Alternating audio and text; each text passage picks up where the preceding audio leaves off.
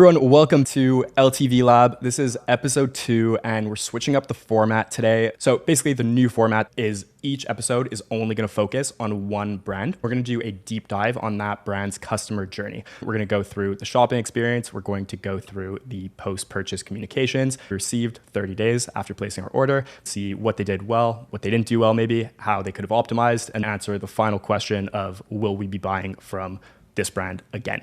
The brand we're analyzing today is Open Farm. They sell dog and cat food, pet food, and Eleni on our team, Rockstar Strategist, is the one that ordered from Open Farm. So she's going to be taking us through her experience, the post-purchase comp she got, and leading the charge there. So I'll just start off, Eleni, by asking you what made you want to order from Open Farm in the first place? So I've tried some of their treats and stuff before because they retail at the Pet Value near my house and they just have really cute branding and they're sustainable, ethically sourced. On the back of the package, you can look up what farm the meat and ingredients came from. They're a little bit premiumly priced, so I've only ever tried the treats. So I thought, what a good opportunity to try their food. And also, they are a subscription brand, and I know we like to dig into those, so it seemed like a perfect fit. I'm curious to know what about the brand stood out as premium to you? So their branding, I think, is really good. It's also, if you follow them on social or on their emails, which we'll dig into, and even their ads, it very much gives the like real people work here type of company. Their whole mission is that they're like wholly obsessed. So they get really granular with the ingredients. You can see what farm things came from. They're really transparent about their sourcing. Even on their site, you can kind of see everything. They also are like, if you ever have any questions, reach out to us. A lot of pet brands don't do that. It makes things more expensive for every step of the process. But we feed our pets like family. So I can see how kind of that's really popular. And just as the pet industry just gets bigger and bigger every year, we're spending more on our pets and kind of caring more and more about their health.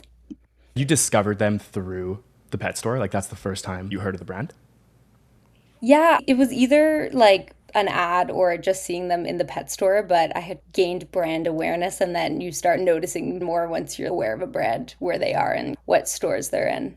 Got it. Okay. And final question is just like you were buying from another brand previously. You went starving your dog, right? Like you were buying dog food? No. Okay, cool. So when you thought of like, I guess the technical term is like USPs, unique selling points, but when you thought of like, I want to try this brand's dog food for my dog, what in your mind was the expected benefit that you might get from them that you were hoping for that you weren't getting from your current option?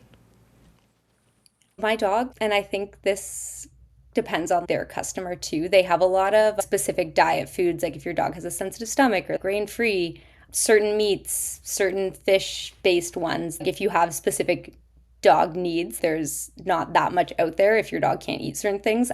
Frankie doesn't have that problem. He actually eats everything, even things he shouldn't. So I'm not super loyal to any dog food company. So kind of always looking to try new things. That's actually interesting. I would have guessed that there is a lot of loyalty if your dog likes something. I personally would probably just keep buying the same thing, but I also don't have a dog. Yeah, So that's good to know. that's probably true. Like people, I'm sure, keep their dog on like the same dog food, but I don't have strong loyalty to any pet food brand because to him, they all seem the same. So to me, there's not huge differences unless something started like not sitting well with him, then obviously there would be a reason to switch. And I know that's the case for a lot of people, but not him. Got it. Saf, you have a cat, right? Multiple. Yeah, I have two now. Do you feel the same way about pet food shopping? No, but it's because one of our cats is so picky that he will only eat certain foods on certain days if he feels like it. If we have to switch his food, he will stop eating completely. We've driven 45 minutes to a different pet store just to find his brand of food because that's all he'll eat. So we're Yeah. incredibly loyal for him. For our other cat, she's kind of a dumpster cat and will eat anything. So a little bit less loyal for Yeah. her. Kayla, no pets, right? She has a cat. I have You a do? cat. Yeah. Well, in that case, what's your take on it? I'm a budget pet food shopper, so whatever store I'm in when he needs food, whatever is kind of cheapest, I grab. Same kind of thing. Like he doesn't have any problems. Cool. So Eleni, you decided to order from Open Farm. What was the ordering experience like, their e-com shopping experience? It's pretty good. They have a lot of products because they're have all these different types of food. They have like air dried, grain free, whole grains, like all these different types, and it's kind of broken out in their site if you're kind of looking for something specific. They also do a good job of differentiating dog and cat. I think dog might be the default, but you don't have to do any digging when you're in the dry food tab. It breaks it down into different lines and then different meats below that. It's pretty easy to shop. Good job at like telling you why something is different. So like the raw mix is cooked differently than the oven baked versus air dried versus whatever else. So while there's a lot of things, it's pretty easy to figure out why they're all different. And if you need specific things or sensitivities, you can actually see it down the left there. You can filter pretty easily too. So you're able to find what you were looking for. What else? If you click into any of these to get the product page, you can see all the different flavors and sizes. If you scroll a little bit, what they do really well in the shopping experience is seeing why you should subscribe. As an agency, this is something we kind of talk about a lot, but just going into like the customer perspective, like when you shop in store, like auto ship isn't a thing. You kind of have to take that mental note of when you'll need more food, when you're going to go to the store. You don't want to run out. If they don't have it, what are you going to do? So having auto ship as the default is interesting, but also you're never going to stop buying dog food unless you stop having a dog. It's really helpful that they have auto ship as a choice. First off, I love how they brand auto ship here versus just saying subscribe and save. Makes it like, I'm going to need this again, so just ship it to me. Yeah. I'm curious to know from you, how important was it for you to try it first before starting a subscription? My dog doesn't have sensitivities and will eat anything you offer him. He'll eat sticks off the ground outside. He's not very picky. I can see how people would want to try it first. I'm almost certain that you can auto ship and even cancel it or switch if you kind of want to try something else. I have a question. For the delivery frequency, did they have any option of auto calculate it, like put in how much your dog eats or how much your dog weighs, and here's when you will probably need it? Because for people who don't know, that might be kind of helpful, like auto calculate it when you're choosing Yeah. that frequency, you know? I don't think so. If you hit the drop down there, it's probably like in month intervals. So they But have that would be a useful tool to have on their site. so they have every week, every 2 weeks, 3 weeks, etc. I do think that's a really good point because Right. y- If they I had below, how big is your dog? Okay, you'll probably need it every 3 weeks or do whatever. you guys who all have pets have any reference point as to like, okay, it's 3.5 pounds, and like I know how long it takes for my pet to go through 3.5 pounds, or no? No. This is really interesting, and it's probably the number one way they could reduce their level of churn is getting people on that right cadence. Just out of curiosity, which one would you choose? 20 pounds, probably a month and a half-ish. With I mean, I wouldn't even know because like I've never measured their food. Yeah. Right, and my cats are like, one of them is literally this big. I would have no frame of reference. I would have to buy Yeah. it once, and if they really liked it, I might go out of my way, but there's no way for me to easily calculate it. Right. Yeah, for me too, because I sometimes supplement with wet food, with dry Right. food. And if I give wet food, I don't need as much dry food. But I don't always have wet food, so sometimes there's more Yeah. So if they food. had So like, I wouldn't know right away. I've never really kept track of it. I just kind of, oh, it's out. I'll go Yeah. grab some yeah, more. so if they had some sort of like, how much does your cat weigh, and you could put in an approximate, that would convince me way earlier on to just order the auto ship rather than doing it once, seeing if they like it, and then maybe coming back. Like, it seems very likely, based off everything I'm hearing, that you probably off the jump wouldn't order the right amount, the right frequency, and you'd probably have to either adjust it or cancel it because of that. Yeah. Yep. When you sign up on their pop-up, they're collecting zero-party data if you have a dog or a cat, and it's so cute. Does your pet woof or meow or both? And we'll kind of see this as we go through. So I have a dog, so woof is selected. They do a really good job, and we'll see it coming up, differentiating between marketing you dog, cat, or both products. Yeah, this is great. Cool. Yeah. Okay, so you placed your order and then you started getting emails. What'd you get? So first is, hooray, we've received your order on the day we ordered it, which was April 14th. Super cute that they include, I believe, the founder's dogs in kind of this order confirmation. So personal, makes them more human. I put humanification of the brand next to it, if that's a word. Received the order confirmation, and I liked how below you can see the steps you can expect a shipping notification, a delivery notification, just a useful visual, and you can easily check your order status. Here's the contents of my order. And then they include some brand points. So this is part of their like being wholly obsessed. So we vet our farmers like you vet your vet. I honestly love that. Their copy is just really on point, and like this is where good branded copy really does differentiate you from like buying on Amazon, you know? Yeah, the copy is very cute throughout. We'll keep seeing that. Cool. And then when you see we vet our farmers like you vet your vet, does that actually speak to you in a meaningful way of, okay, wow, I really trust that, like I'm not just putting anything in my pet's body? Yeah, it's one of those things where like everybody likes to say they have the best ingredients in their dog food, but like what do you mean by that is where they go the extra mile. Anybody could say we vet our farmers well, but on the back of the bag, there's a tracking number where you can see exactly where all the ingredients came from, what date everything was made on, like just basically like anything you could possibly want to know about like how all the ingredients got into this bag of food, whereas I can't name any other brand that does that. So that's really where they walk the walk, or whatever the saying is. It's honestly so cool. I think they call that radical transparency. And that makes Yeah. such a world of a difference in terms of trust when no one's giving you that visibility. Honestly, this is like a 10 on Yeah. 10 order confirmation email when you just look at the standard that comes from other brands we Yeah. look and like most brands on Shopify. This does such a good job at just like bringing you into the brand and just immediately like speaking your language about what you care about.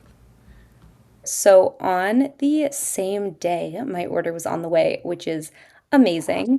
One thing I noticed in the inbox is that the image isn't linked, not a huge thing, but it gave the little download button in the corner.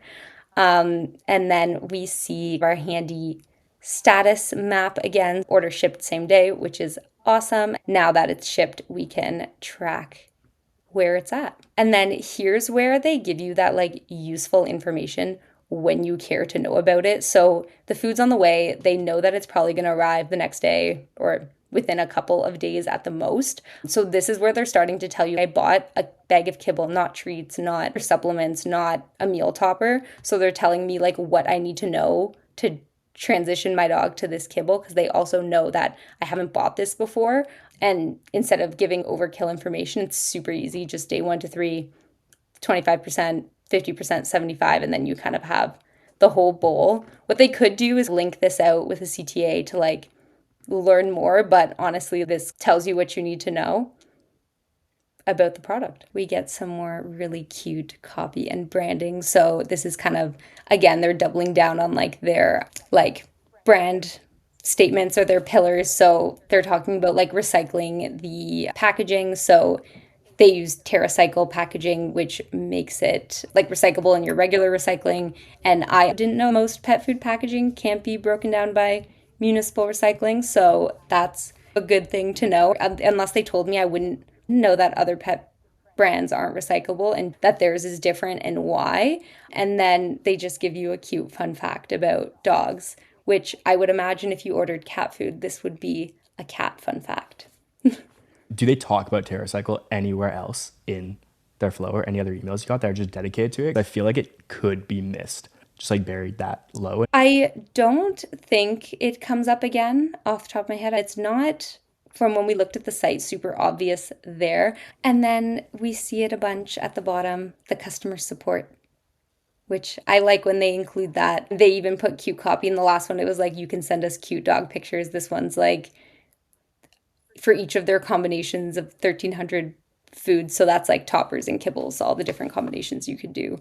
Next up, I believe, is another shipping notification. So this one's from like Shopify or Shop app. I don't know that you need another one, considering they just sent you the tracking information. If you just had the shop app, this might be skipped because it would just start showing up in your shop app, whereas this pushes you to download the app. Got So the package came on the 16th. We were on a walk when it came. Here's Frankie, very excited to see his package on our steps. If we want to walk through the unboxing. He So looks cute. so happy. Like he So knows pleased. this is for him. Mhm. He's so pleased. He was like, have you ever seen those memes where it's like when you're trying to do something and it's like that fish that's like right there poking your hands? That's him. It's like, I know this is for me. So the box is really cute. What does it say on it? Better nutrition starts here. And then there's this QR code. So this is where the QR lands you. But auto is on for dog parents. And then if you click on kibble and raw mix, they group all of their kibbles together here, but how to store, how to feed, and then the transitioning. So a little bit more detail here on each step of the way and like what to do if you're have like sensitive stomach or allergies right below. Yeah. And then more on their impact. Overall, this is a really good landing page. And just again, like compared to ordering on Amazon, compared to ordering like from another brand that doesn't do this, they bring you into the brand world to learn more about whatever it is you care about. I think a lot of brands just like don't use QR codes that well. And I think this is just like a really intentional, like good use of a QR code. So we open up our box and it's so cute. We see more cute copies. So a great cat castle or puppy palace. When you're finished, please recycle. That's so cute. I know my cat would use this as a house immediately. I know, right? Frankie would start chewing the box and eating it, but if you had a cat, I would probably otherwise just toss it, but maybe they would play with it a little bit. The boxes aren't specific to dog and cat, but they have a bone and a little yarn. Is that I it? think so. Yeah. And then it's if you look at Frankie and his empty box now with the food in the back, if you opened it upside down, you would also get the same on the flyouts or whatever they're called, which is a good attention to detail because I made a point to open it the right way up, but if you didn't, you would still get That's the really info. smart on their part to have it everywhere so that Yeah. it doesn't get missed. I'm curious to So know that's the if unbox. you or anyone else like has any ideas on what they could have done to improve the potential for you to reorder. One thing is because they have so many other things on their site, if they had a tiny sample size of treats, let's say, or of like a Yeah. different type of food than you ordered for your dog to try and for you to see the reaction to, I feel like that could be powerful. Yeah, for sure. Or even like I know brands do like an information card on your first order. So like even just a card with brand info or a QR to upsell you on something else. But even as is, I think that this does like a really good job. So my only 100%. counterpoint to having the card is if they're all about being sustainable, I don't see them printing on more Yeah. paper because they already have the Yeah. QR code on there.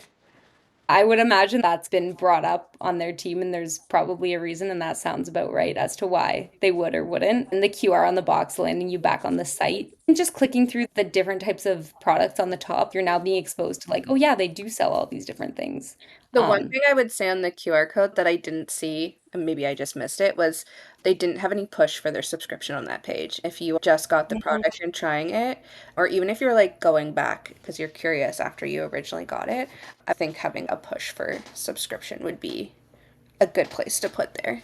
Yeah. I suppose you would probably, if you had a subscription, have the same box, but that is something I noticed that we'll see come up again is that big push for subscription on the site, and then we kind of don't get it again.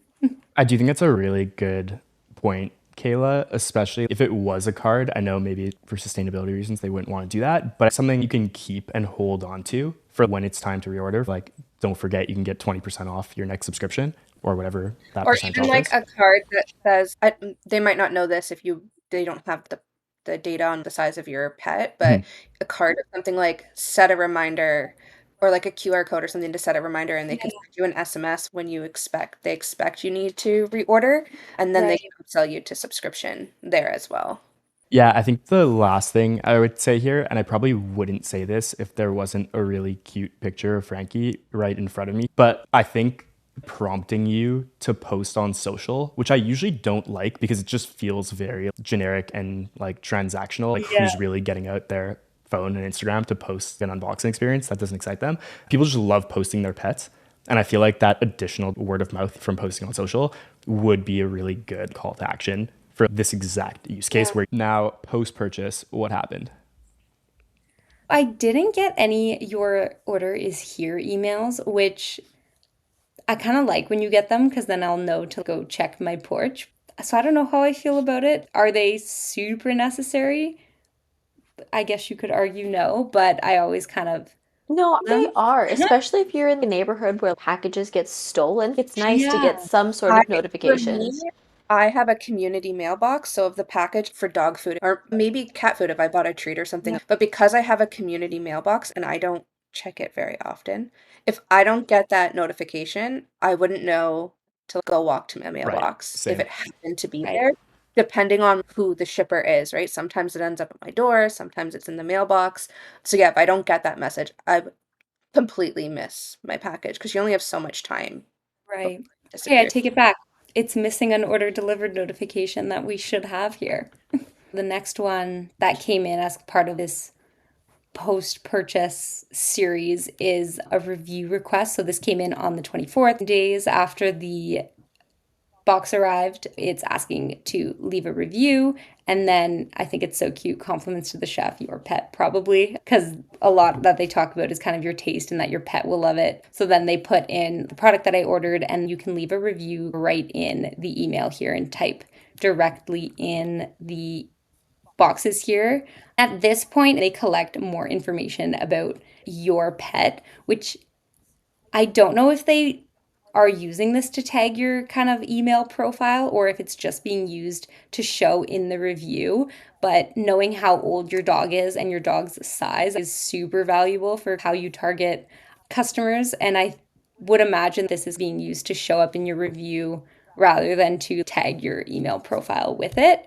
It is good to have in a review. I have a bunch of thoughts here. There's so much room to collect this data at every review portal, and most brands don't at all. It just fits really natively into the experience. Like they're asking for the review, and it just makes sense to ask for these additional details, which they could then use for marketing.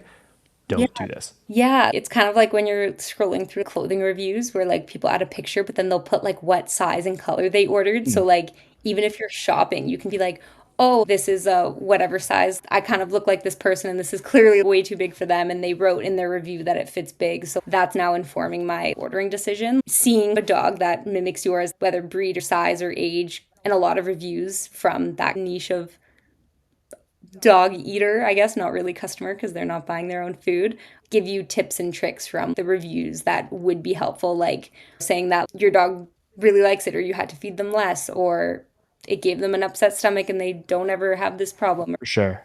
I can see that they make those fields required to submit the review, which is really interesting. Doing Yeah. that, but more brands should take note of that. So, the last email of our post purchase journey is this referral program that we haven't learned about until now, but this is a good time to introduce it. You've received your order, you had it for a little while, you're probably already feeding it to your pet. I can see that based on the pop up or the order, they've tagged me as a dog parent because in the header we see shop dog and we don't also see shop cats, which I can appreciate. You probably wouldn't notice unless it had cats and you were like, I don't have a cat. Good use of profile info there. If you have a dog, odds are you know people who also have dogs. So you can kind of refer them to Open Farm, gets you talking to people about kind of the brand, I guess, and if they want to also share and save.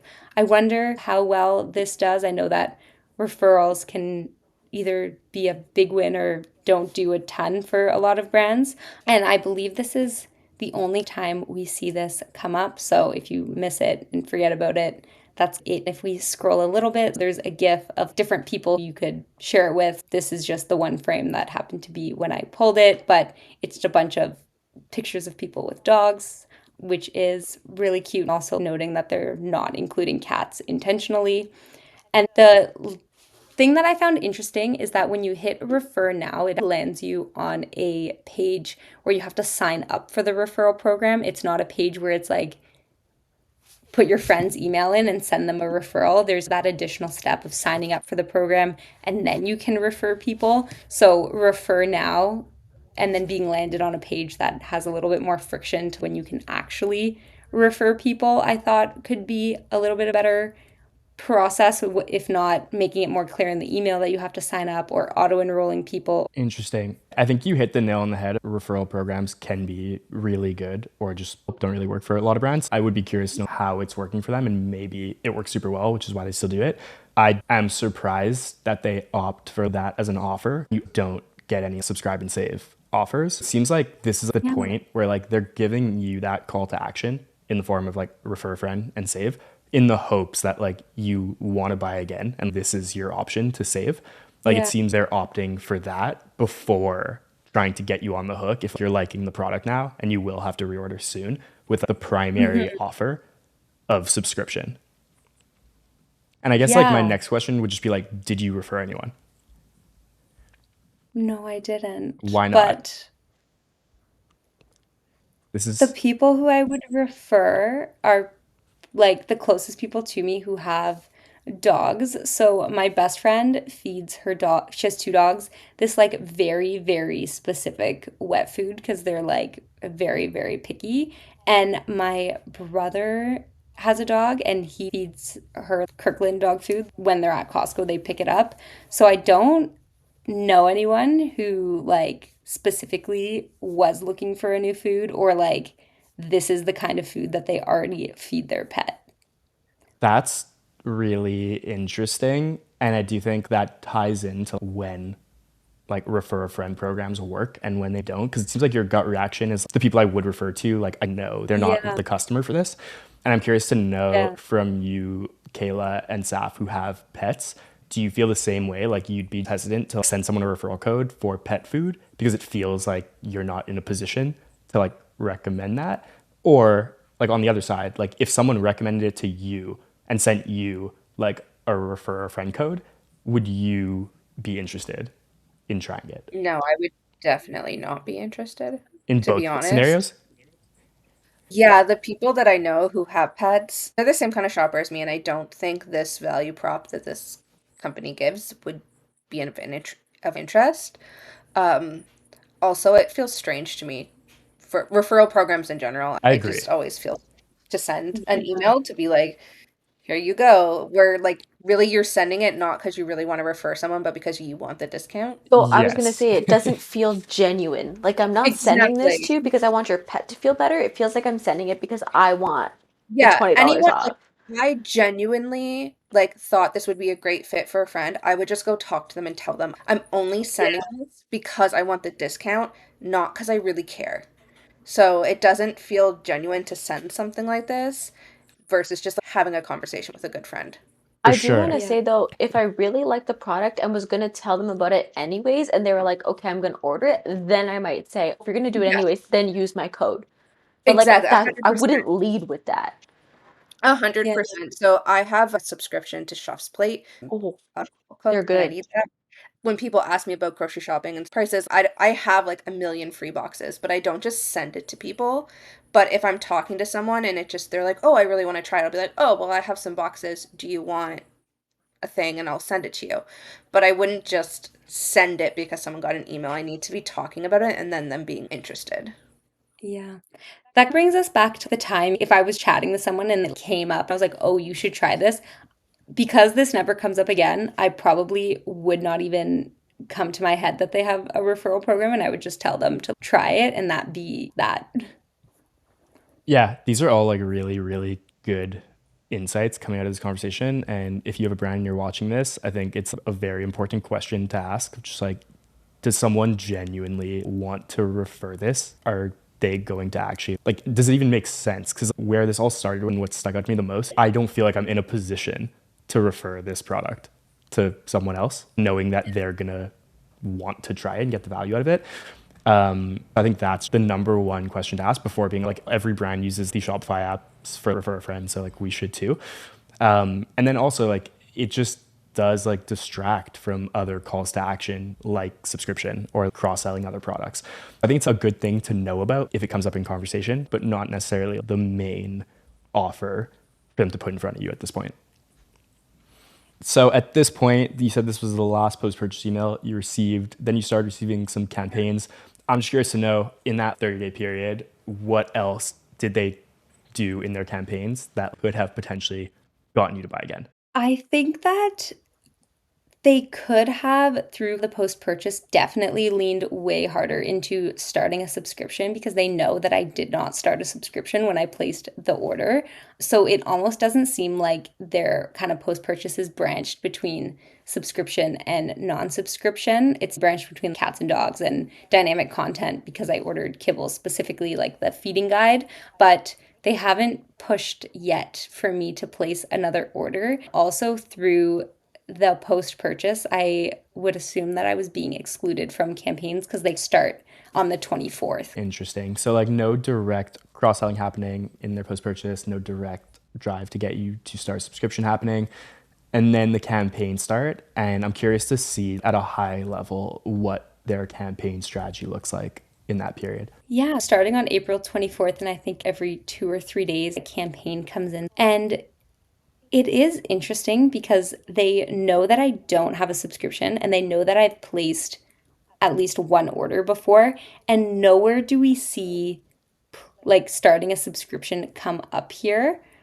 which I think is definitely a miss because they have so many products on their site. I can imagine that it's like pretty difficult to like make their campaigns specific to like things you've ordered before. Also because of so many reasons, like there's so much you could know about someone as to why their dog would or wouldn't like something. Even upselling a collection like toppers as a whole without mentioning any specific product, there's definitely one in there that I would give him. A campaign like this, they don't have that data point on me that like I don't need this product. Maybe they could like figure that out by like products I've bought before. They do a good job at presenting why you would need it, why it works, but this is not something that you could convince me to buy with the best marketing because I just don't need it. The treats, maybe because I would need dog treats, but them being gut friendly on its own wouldn't sell me compared to any of their other treats. And same thing on the probiotic chews. You could probably convince me that my dog should eat more probiotics, but he doesn't have digestive issues, so it's not a huge need. So this one, I love that it exists. They're doing good things. I know that Open Farm donates pallets of food to shelters and rescue organizations, and they did a donation to WWF based on, here it says purchases April 15th to 22nd. But our order was placed on April 14th, which had we not been doing this exercise, I probably wouldn't know off the top of my head. And I just would have been like, oh yeah, like my order fell in this window. So I That wonder, date in the copy is irrelevant. Why not just say your purchase contributed? Like, Right. why is the date yeah. necessary? So I do wonder what the segment was. Like, was this just sent to everyone? And like, if you made a purchase, great. And if you didn't, like, now you know that we did this good thing. And then also on this email, when you clicked learn more, it linked you on an Instagram post that was about this initiative, but it didn't actually offer you any additional information than like what's in this email. And there could have been opportunity to land it on a blog about this WWF initiative or about the brand doing good for their communities. But it is good that they kind of like are calling out all of these great things they do. Okay, so no SMSs received. At a high level, do you think if you had received SMSs, they could have had a strategy in place that would have been really beneficial? So, granted, they didn't collect the information on how quickly I would run out, but even an SMS reminder, like when they would estimate you to run out to push to start a subscription or reorder, would probably convert really well for them. Looking at the initial ordering experience, Eleni, how are you rating the ordering experience online? I would, there's nothing that comes to mind that could be better. So, if we're starting at 10 and deducting a 10, LTV Lab's nine and a first half, 10, I believe. I can't think of anything that would increase the score. I think their site is really good. Okay, wow, cool. Okay, order to delivery phase. What do you think? I think pretty high here too. It took 2 or 3 business days from when it was ordered to when it was on my doorstep. Order received and shipping notifications were really good, but we will have to dock them for not having delivery notification in any format, even if it's just like a standard message. So I would say a 7, and those 3 points are for not having an order delivered notification. Wow, it's a big deduction for that one missed email. Well, the reason that I would give it that is if my package arrived and for some reason it was dropped at the wrong house or like stolen from my porch or like Kayla mentioned, like in a community mailbox, by the time I realize that I didn't get it, it's probably too late to either like go find it or go get it from the mailbox. Whereas if there wasn't any sort of order delivery notification, I could at least know that it's supposed to be here and it's not instead of like figuring that out on my own. That makes So sense. I would say it existing would have increased the score by quite a bit, but there being nothing to communicate it being marked as delivered um, deserves a 3 point dock. That Does anyone disagree? No, because what if you had ordered something that was like temperature sensitive, like the pâtés or like just something that like couldn't be out in the freezing cold or like super, super hot if it was summer? Yeah, when I realized that it didn't come in however long, I would have remembered that I ordered something that hasn't come yet or I haven't heard about it in a while. I would then have to go fish through my inbox to find the tracking, to learn it was marked as delivered, to then figure out how to contact support. So I think if it existed and it was bad, that could be like excused, but it not existing at all is a big L. I think that's completely valid. Like it would have made everything else here a zero if you didn't actually receive your package. So that makes Yeah, sense. exactly. Cool. How important was it for this product in particular and this experience, like that you received your order really quickly in order to get you to want to place another order and trust the brand? How much did it matter?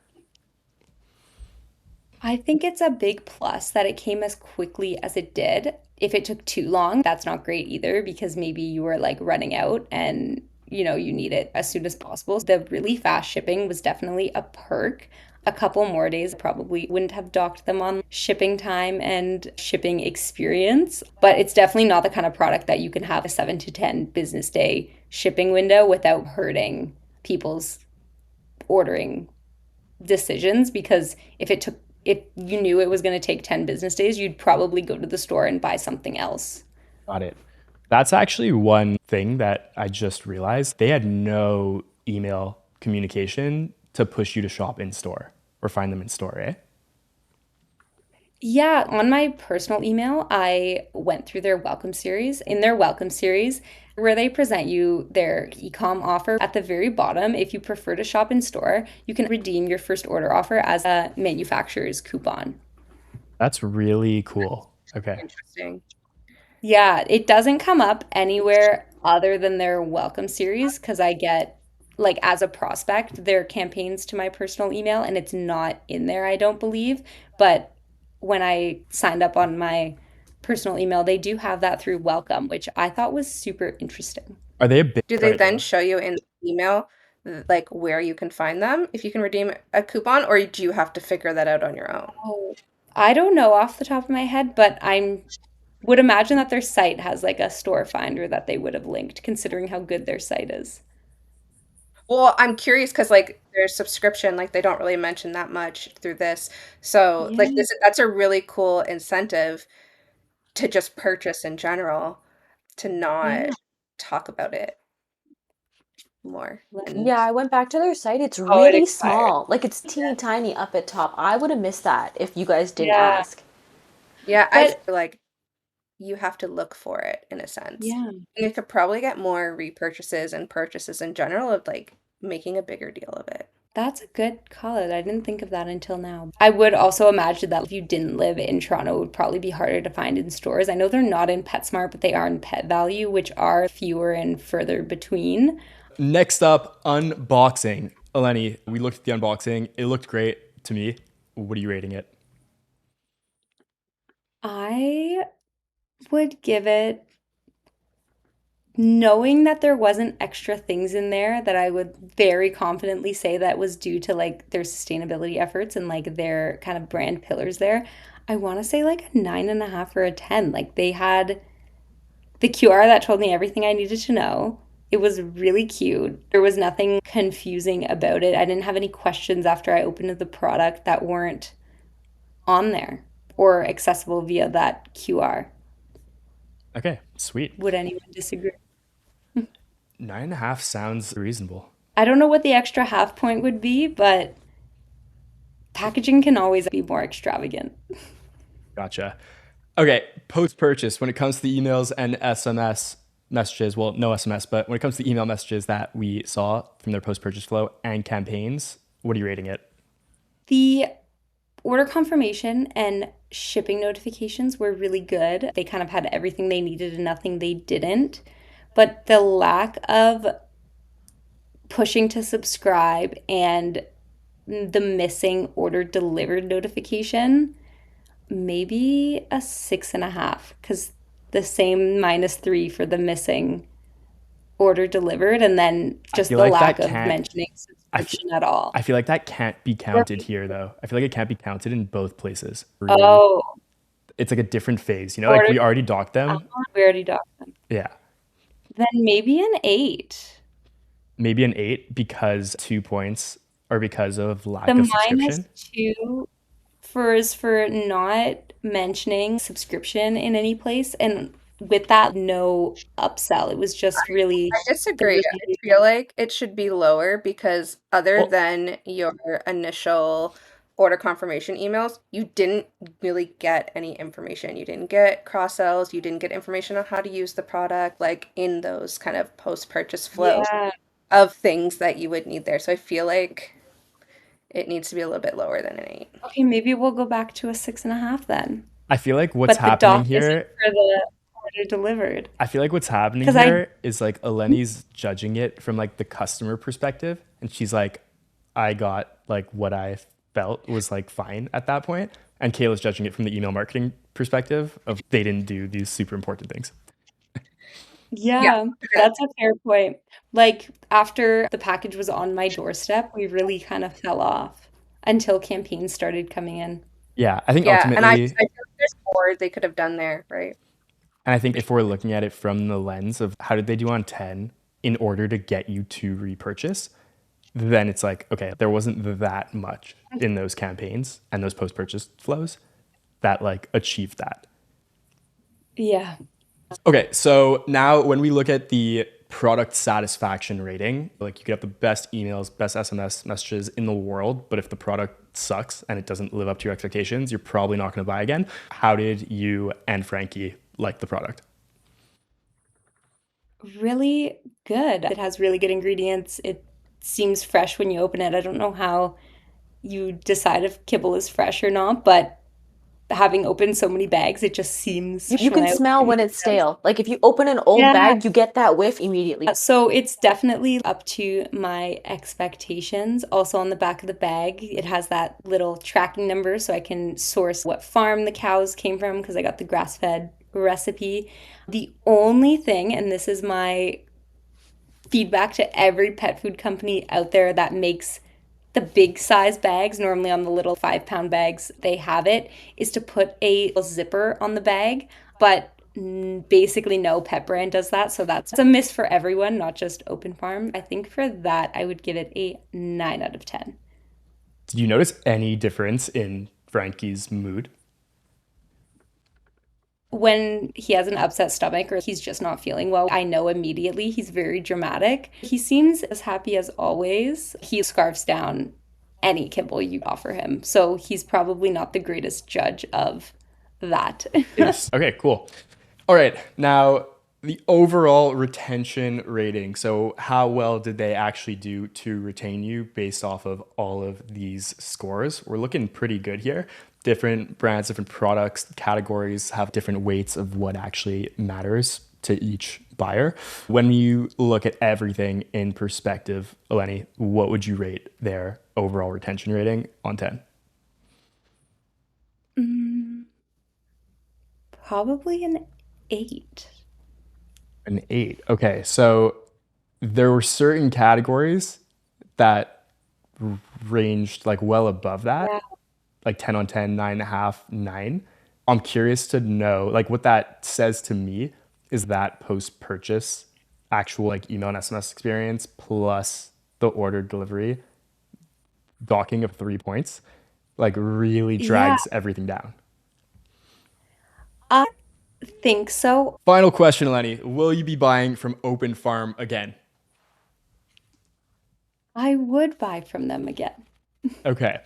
And so premium pricing, I'm curious to know, is there anything they could have done on their end to be more premium for you to say 100% I'm committed to now shifting over to this food brand for my dog because they have this that these other brands don't. And now there's value and I'm ready to pay it. They are definitely justified in being premium, and for everything that they do, I can see how a lot of people easily justify their kind of price point, and there are many more expensive than Open Farm pet foods on the market.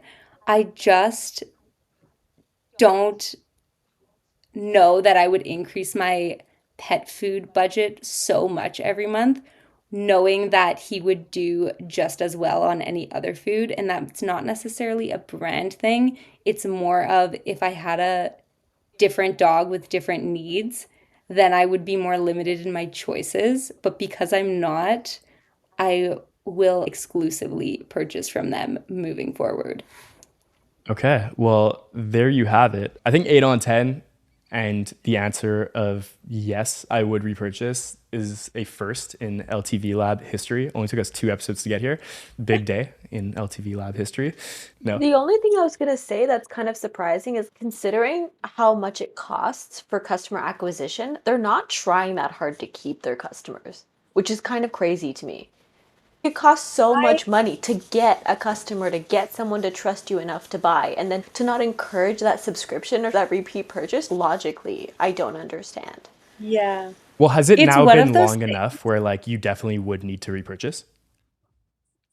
Well, they don't know how much I'm using. So I would go through this 20-pound bag pretty quickly because I have an 80-pound dog.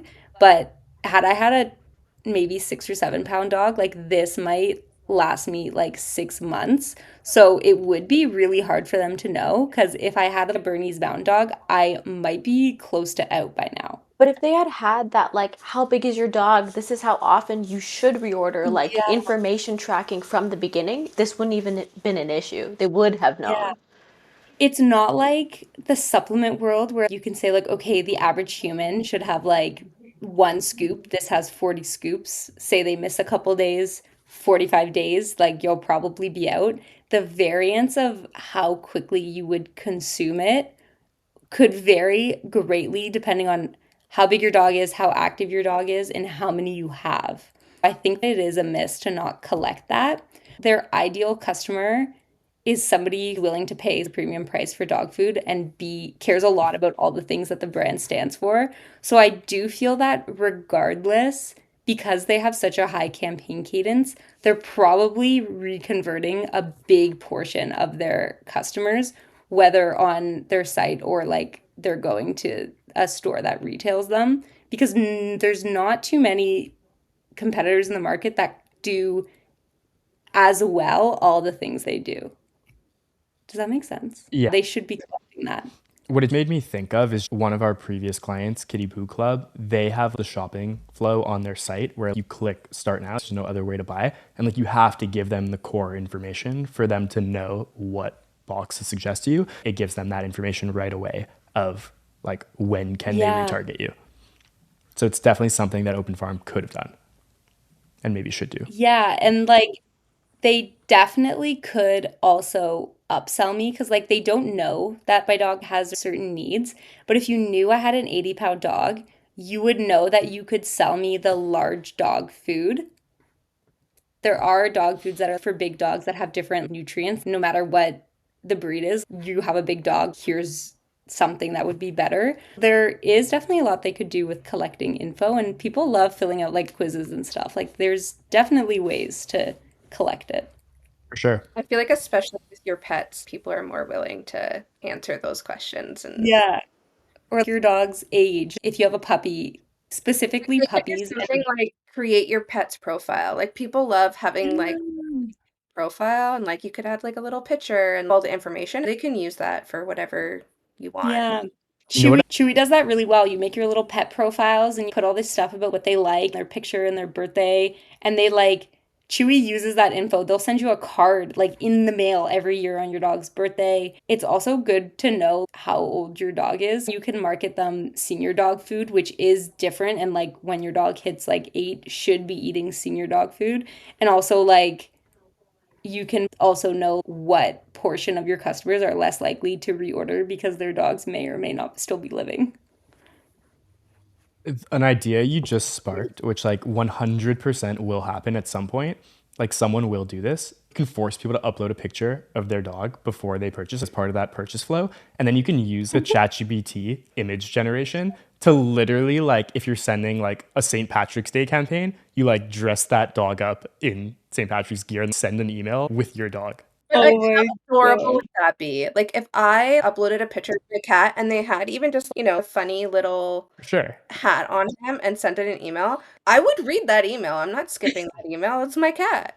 I would venture to say like, I would just buy. I'm not even reading the email. Take my money. That's how good it Yeah. is. Or like collecting your dog's name and it's like, hi, Frankie's mom, For sure. instead of like me. Mm-hmm. Oh, Having the fun to world of think pets about. is crazy. Okay, so I think we can wrap up this episode number 2 of LTV Lab. Thank you to our Rockstar team of strategists for this breakdown on Open Farm. A lot of great insights to take away from here. If you have any suggestions of brands that you want to see on LTV Lab moving forward, feel free to drop it in the comments, and we'll see you next time.